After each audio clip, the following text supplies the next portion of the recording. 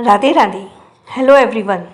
So welcome back to the new episode 107 Black Cat and Shocked Chitra. विशाल ने देखा तो उसके हाथ में फाइल की जगह एक लाल रंग का दुपट्टा था। उसकी आंखें शॉक में बड़ी हो गई। वो चिढ़ गया। कब हुआ ये? कैसे हुआ ये? बोलते हुए उसने अपने बैग में एक एक कर चीज़ें निकालने लगा। कुछ और कपड़ों के साथ कुछ ब्यूटी प्रोडक्ट्स उसके हाथ में आए। उसे देखकर अनमय, अभय, राज तीनों और जोर से हंस रहे थे। अभय ने हंसते हुए कहा, तो तूने इतनी मेहनत। अभी उसने इतना कहा ही था कि तभी विशाल ने उसे घूर कर देखा और अभय उसे इग्नोर कर वो जोर जोर से हंसने लगा। विशाल उस लाल दुपट्टे को हाथ में लिए बैठ गया। उसे याद आया कि अभी उसने क्या क्या बोला था। उसकी कही बात का डबल मीनिंग निकालते हुए वो तीनों ही हंस रहे थे। शौर्य भी मुस्कुरा रहा था। विशाल ने उस लाल दुपट्टे को हाथ में मसलते हुए कहा, काली बिल्ली मेरे बैग को ले गई। कुछ मिनटों बाद जब वो तीनों अपनी हंसी पर कंट्रोल कर नॉर्मल हुए तो अनमय ने कहा, अब कुछ बताएगा भी? तेरी इतनी मेहनत पर का फल कौन चुरा ले गया? उसके होठों पर हल्की हंसी थी। तभी अभय ने भी हल्की हंसी होठों पर लेगा। क्या लाल दुपट्टा हमारी भाभी का है? नाम क्या है? दिखती कैसी है? राज ने भी एक्साइटेड होते हुए पूछा। विशाल ने उस दुपट्टे को बैग में डालते हुए कहा, मैं तो उसे जानता तक नहीं। वो कुछ गुंडे उसे परेशान कर रहे थे तो मैं बस अब आगे की कहानी हम सुनाते हैं। विशाल की बात को बीच में काटते हुए अनमय और अभय ने एक साथ कहा। फिर अनमय बात जारी रखते हुए बोला, उसे गुंडे परेशान कर रहे थे और तुझसे देखा नहीं गया तो तू अपनी हीरोपंती दिखाने के लिए उसके और गुंडों के बीच जाकर खड़ा हो गया। फिर तूने लड़की को इम्प्रेस करने के लिए उन गुंडों से उसके लिए फाइट की। आगे की कहानी अभय ने सुनाते हुए कहा, और तूने फिर उस गुंडों को मार कर उसे बचाया। इतना सब करने के बाद तुझे क्या मिला? छप्पी पप्पी या और भी कुछ? राज ने बात पूरी कर विशाल को चिढ़ाते हुए कहा और हंसने लगा। वो तीनों को ही घूर रहा था। उसने काउच पर पड़े कुशन उठाए और तीनों को ही फेंक फेंक कर मारा। राज के ऊपर टेबल पर पड़ा बैग ही उठाकर फेंका तो राज ने जल्दी से बचते हुए उसे कैच कर लिया। शौर्य उन चारों को ऐसे मस्ती करते देख मुस्कुरा रहा था। उसने तीनों को इग्नोर कर विशाल से कहा, तू बता ये बैग कैसे एक्सचेंज हुआ? पता नहीं यार, ये सब उस काली बिल्ली की गलती है। मेरी 6 महीने की मेहनत अपने साथ ले गई और ये अपना कचरा मेरे पास छोड़ गई, विशाल ने फ्रस्ट्रेटेड होते हुए कहा। तभी राज बोला, चित्रा भारद्वाज, अब ये कौन है? विशाल ने रूडली कहा, तेरी काली बिल्ली का नाम चित्रा भारद्वाज है, राज ने पूरी बात बताते हुए कहा। अभय और अनमय की दूसरी साइड से आकर राज के हाथ में पकड़ी आईडी को देखने लगा। तभी अनमय ने वहाँ पड़ी एनवलप पर को उठाया। उसे खोलकर उसमें से पेपर निकालकर पढ़ने लगा। अनमय पेपर पढ़कर बोला, भाभी मिल गई। उसकी बात सुनकर उसने उसकी तरफ देखा तो अनमय ने आगे कहा, चित्रा भाभी ने भी जेएनयू में एडमिशन लिया है। तभी विशाल ने एकदम से कहा, एक सेकंड, भाभी ने से मतलब? और किसकी वाली है और जेएनयू में है?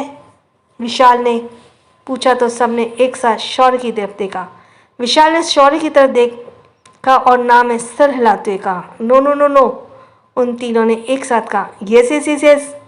नो वे, ये नहीं हो सकता। ये और लड़की, no way, I can't believe that.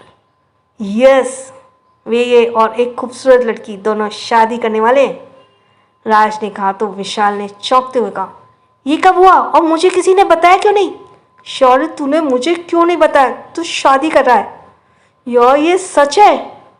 विशाल की बातों पर शौर्य ने हाँ में सिर हिला दिया। विशाल का मुंह लटक गया। फिर उसने तीनों को घूरा और तीनों को घूरते हुए ही बोला, क्या तुम तीनों की लाइफ में भी कोई है?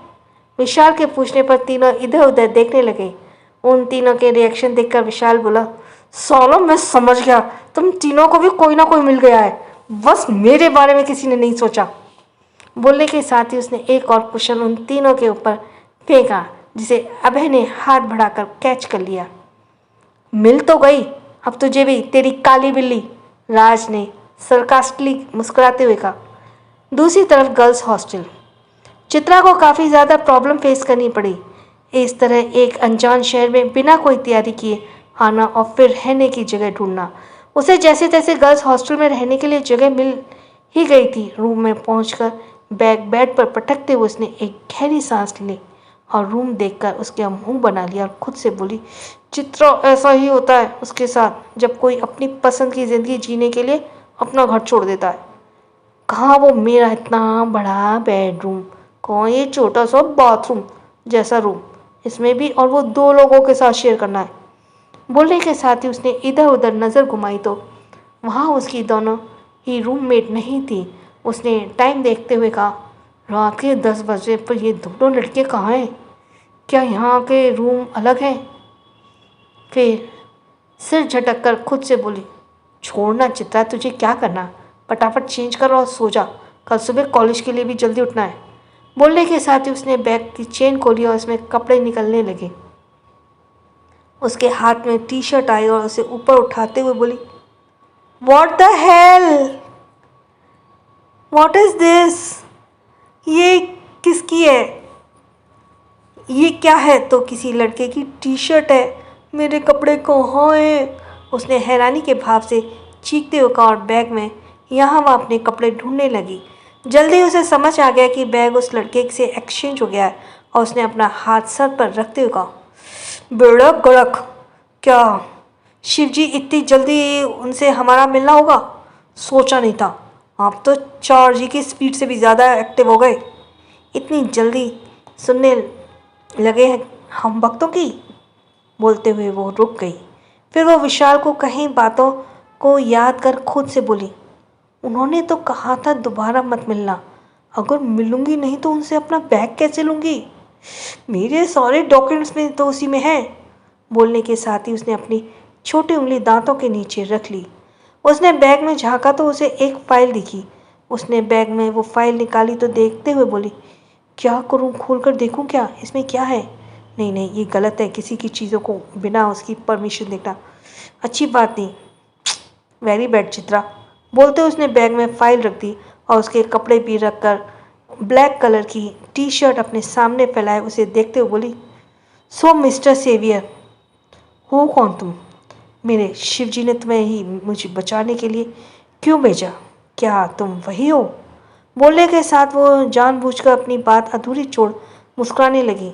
उसने टी शर्ट और ट्राउज़र अपने कंधे पर डाल बाथरूम की तरफ बढ़ गई। विशाल का अंतरा उतरा मुंह देखकर अनमय बोला, इतना क्यों परेशान हो रहा है? तुमसे ज़्यादा वो परेशान होगी। कल JNU चलकर बैग एक्सचेंज कर लेंगे। अरे यार, वो बात नहीं है, विशाल ने कहा तो राज बोला, तो फिर क्या बात है? विशाल ने उसे कुछ बताने लगा। उसकी बात सुनते हुए राज के पास खड़े अभय ने नज़र राज के फ़ोन पर गई जो उसके बगल ही सोफे पर पड़ा था। अभय ने राज को देखा जिसकी नज़रें विशाल पर थीं। उसने मौके का फ़ायदा उठाकर राज का फ़ोन उठा लिया और रूम के कॉर्नर में आकर उसमें कुछ करने लगा। शौर्य, जिसने अभय को देख लिया था, उसके गर्दन में हिलाते हुए कहा, ये नहीं सुधरेगा। कुछ ही मिनट में अभय राज का फ़ोन उसके बगल उसी जगह रख दिया। उसके चेहरे पर खुशी दिख रही थी और होठों पर स्माइल। शौर्य उसका चमकता चेहरा देखकर धीरे से मुस्कुराया। तभी अभय ने भी शौर्य की तरफ देखा। वो शौर्य को देखकर समझ गया कि उसने जो भी अभी किया था, शौर्य उसे ये करते हुए देख लिया था। उसने बेचारा सा मुंह बना लिया और होठों को हिलाकर प्लीज़ बोला। शौर्य ने धीरे से पलकें झपका दी और वो खुश हो गया। शौर्य उसके बीच से उठकर जाने लगा तो विशाल ने पूछा, कहाँ जा रहा है? उसकी बात पर अभय उछलकर काउच पर पसरते हुए बोला, भाभी से मिलने जा रहा है। और कहाँ जाएगा? विशाल को यकीन नहीं हुआ तो उसने चौंकते हुए कहा, सीरियसली? राज और मैं दोनों ने एक साथ हाँ में सर हिला दिया। ये सारे काम तो आशिके के होते हैं। मैं देखना चाहता हूँ वो कौन है जिसने इस शैतान को भी आशिक बना दिया। विशाल ने हैरानी के भाव से कहा, इसे प्यार बोलते हैं एक बार, इसका भूत अगर किसी को चढ़ जाए तो आशिकी खुद ब खुद हो जाती है। राज ने विशाल की बातों को जवाब देते हुए कहा, तुझे देखना है ना कि भाभी को कल तुझे उससे ही मिलवा दूंगा। भाभी भी इसी कॉलेज में पढ़ती है जिसमें तेरी वाली और मेरी। बोलते हुए अनमय रुक गया तो विशाल और राज ने उसे घूर कर देखा। अनमय नजर चढ़ाते हुए उठने लगा तो अभय ने कहा, जा कहाँ रहे, शुरू किया है तो उसे खत्म कर और बता भाभी कौन है। अभय आई थिंक आई नो हर। राज ने अनमय की तरफ देखते हुए कहा तो अनमय ने आंखों से इशारे से उसे खामोश रहने के लिए कहा। विशाल ने उसे घूरा, राज से पूछा, बता कौन है। राज ने गहरी सांस लेते हुए कहा, भाभी की बेस्ट फ्रेंड। उसकी बात सुनकर अभय और विशाल ने एक साथ कहा, वो ओ। और मैंने चिढ़कर राज को देखा तो राज मुस्कुरा दिया। विशाल के पास से उठकर अनमय राज के पास उसके बगल में बैठ गया। फिर उसने कान में धीरे से फुसफुसाते हुए कहा, वैसे एक हफ्ते पहले तू पायल के रूम में क्या कर रहा था। अनमय की बात सुनकर वो चौंक कर उसकी तरफ देखा तो अनमय ने धीरे से मुस्कुराकर दांत पीसते कहा, मैंने तुझे उसके रूम में निकलते हुए देखा था। राज के चेहरे पर नर्वसनेस देखने लगी तो अनमय ने फिर से उसी टोन में कहा, डोंट वरी, मैंने अभी तक शौर्य से कुछ नहीं कहा है। अब राज ने एक गहरी सांस ली और वो तो डर ही गया था। अभय उठा और हंगड़ाई लेते हुए बोला, मुझे नींद आ रही है, मैं सोने जा रहा हूँ। उसकी बात सुनकर तीनों ने उसे गुड नाइट विश किया। हॉस्टल में चित्रा विशाल के कपड़ों में मिरर के सामने खड़ी थी। उसने खुद को मिरर में देखा तो कहा, ऐसा लग रहा है कपड़ों को हैंगर पे टांग दिया है। मैं इतनी स्लिम हूँ या वो इतनी ज़्यादा हेल्दी है। बोलते हुए उसने मुंह बना लिया। वो विशाल की ढीली ढाले कपड़ों में बहुत फनी लग रही थी, साथ में बहुत क्यूट भी। ज़्यादा थके होने के कारण उसे लेटते ही नींद आ गई। सोने के कुछ देर बाद कुछ अजीब आवाज़ें उसके कानों में आईं, पर ज़्यादा थके होने की वजह से उसकी भारी पलकें उठाना ही नहीं चाहती थी, इसलिए वो सब इग्नोर कर सोती रही। दूसरी तरफ शौर्य जब दुआ के घर पहुंचा तो गार्डन में ही सिम्बा मिला। सब ठीक है, शौर्य ने पूछा। सिम्बा ने सर हिलाते हुए कहा, हाँ सर। शौर्य के साथ घर के पिछले हिस्से में गया जहाँ सीढ़ी लगी थी जो दुआ के रूम की बालकनी में जा रही थी। शौर्य उन सीढ़ियों को देखकर धीरे से मुस्कुराया। उसने इशारा करने पर सिम्बा वहाँ से चला गया। शौर्य बालकनी से दुआ के रूम में गया तो सामने का नज़ारा देखकर एक हाथ से वो अपना सर सहलाने लगा। बुक्स पूरे बेड पर फैली हुई थी, कुछ बुक्स टेबल पर फैली हुई थी और उसमें से एक बुक्स पर दुआ अपना सर रखे सो रही थी। ये लड़की भी ना थोड़ा सा भी अपना ख्याल नहीं रख सकती। बोलते हुए उसने बेड पर फैली बुक्स को समेटा और सबको उठाकर टेबल पर रख दिया। चादर सही करके उसने दुआ को अपनी बाहों में उठा लिया और बेड पर सुलाते हुए खुद भी उसके बगल उसे अपनी बाहों में भर कर लेट गया। दुआ ने मुस्कुराते हुए उसके सीने में अपना चेहरा छुपाया और उसकी टी शर्ट को अपनी मुट्ठी में भर लिया। हम आपसे गुस्सा हैं, 3 दिन हो गए आप हमसे मिलने नहीं आई। 3 दिनों में हमने आपको नहीं देखा, हम बहुत गुस्सा है आपसे। उसकी बात सुनकर शौर्य चौंका। उसे तो लगा था वो सो रही है। उसने उसका चेहरा ऊपर कर देखा तो वो सच में आंखें बंद किए हुए सो ही रही थी। वो समझ गया वो नींद में भी शिकायत कर रही है। उसके मासूम चेहरे को देखकर उसके होठों पर मुस्कान आ गई। तो तुम मुझसे गुस्सा हो?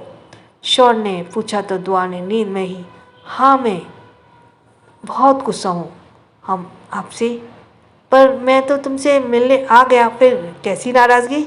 शौर्य ने कहा, हम फिर भी गुस्सा हैं। बोलते हुए उसके होठ बहुत अट्रैक्टिव लग रहे थे जो शौर्य की ओर अपनी तरफ अट्रैक्ट कर रहे थे। शौर्य ने उसके मासूम चेहरे को अपनी नज़रें गड़ाए हुए ही कहा, तो मुझे क्या करना है तुम्हें मनाने के लिए? बोलो।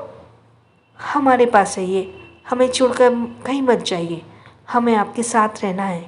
बोलने के साथ दुआ की पकड़ उसके कपड़ों पर कुछ और कस गई तो शौर्य ने अपनी आईब्रो उठाकर उसे देखते हुए कहा, शैतान लड़की, जब पास आता हूँ तो दूर भागती है और अभी नींद में पास रहने के लिए बोल रही है। बस कुछ दिन और, वे तुम्हारी एक नहीं चलेगी। क्यों नहीं चलेगी? क्या आप हमें कैद कर लेंगे? दुआ ने नींद में ही सवाल किया। हाँ, कैद कर लूँगा तुम्हें, शौर ने स्माइल करते हुए कहा। वो नींद के समंदर में गोते लगाते हुए दुआ से बातें कर रहा था और वो भी उसके सारे सवालों को जवाब दे रही थी। उसकी बातें सुनकर दुआ ने उसे अपने दोनों हाथों से उसके चेस्ट पर मारते हुए कहा, बहुत बुरे आप हमें कैद करेंगे। जाइए, हम आपसे बात नहीं करते। शौर ने हैरानी से उस लड़की को देखा जो उसकी बाहों में लेटी हुई से नींद में ही मारे जा रही थी। उसके अपने दोनों हाथ पकड़ उसके ऊपर आते ही वे उसे अपनी काली भूरी आंखों से घूरते हुए बोला, आंखें खोलो अपनी। नहीं, हमें सोना है, हमें नींद आ रही है, बोलते हुए उसके माथे पर कुछ सलवटें थी और होठों को उसने खोल कर रखा था। अगर तुमने आंखें नहीं खोली तो मैं तुम्हें किस कर दूंगा। शौर ने ये कहने पर भी उसने आंखें नहीं खोली। शायद उसके लिए शौर का वहाँ होना सपना था। शौर की इस बात मासूमियत उसे देखता ही रह गया। उसके बगल लेटकर एक बार फिर उसने उसे अपनी बाहों में भर लिया। उसके माथे पर धीरे से अपने होठ रख उसने भी अपनी आंखें बंद कर ली। एक बार फिर दुआ ने अपना चेहरा उसके सीने में छुपा लिया। इधर विला में अबे अपने रूम की बालकनी में खड़ा था और वो चांद को देख रहा था। उसका चांद यहाँ है पर मेरा भी चांद मुझसे दूर है। सबका चांद यहाँ है पर मेरा चांद मुझसे दूर है। I miss so much. उसने अपने फ़ोन में डायल स्क्रीन पर एक नंबर को देखा और उसे थोड़ी देर पहले राज के फ़ोन से लिया था। कुछ घबराहट, कुछ बेचैनी, थोड़ी सी खुशी, इन सभी भावनाओं को अपने अंदर समेटे उसने उस नंबर पर कॉल कर दिया। 2 रिंग बाद ही कॉल रिसीव हुआ और किसी ने अपनी प्यारी कोमल मीठी आवाज़ में हेलो कहा तो अभय की धड़कन एक पल के लिए थम सी गई। उसने आंखें बंद कर उस आवाज़ को अपने अंदर उतर जाने दिया। होठों ने कुछ नहीं कहा पर मन ही मन वो खुद से बोला।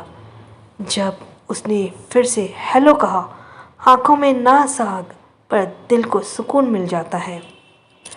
जब तेरी मिस्री जैसी आवाज़ मेरे कानों में घुलती है।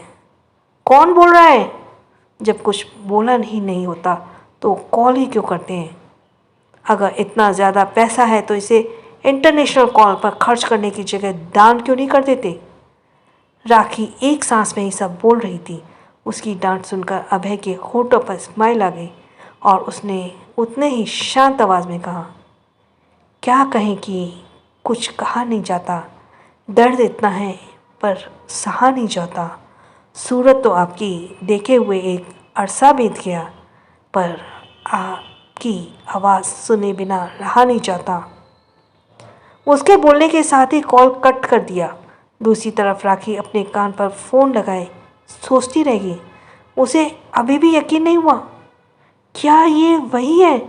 नहीं, हाँ ये वही है, पर ऐसे कैसे हो सकता है? राखी खुद में ही बड़बड़ाई जा रही थी। दिल की धड़कनें तेज थी और कानों पर अभी भी विश्वास नहीं हो रहा था। उसके लिए यकीन करना थोड़ा मुश्किल हो रहा था। अगली सुबह इंडिया में दुआ की जब आंखें खुली तो कसमसाते हुए उठी। उसने अपनी घनी पलकों के साए को हटाया तो उसकी कंजी आंखों ने वहाँ वह देखा। सामने का नज़ारा देखकर वो शॉक्ड हो गई। जिसका सब्सक्राइब करना रह गया वो जल्दी से सब्सक्राइब करे और थैंक्स फॉर लिसनिंग। छोटों को प्यार, बड़ों को सम्मान। राधे राधे।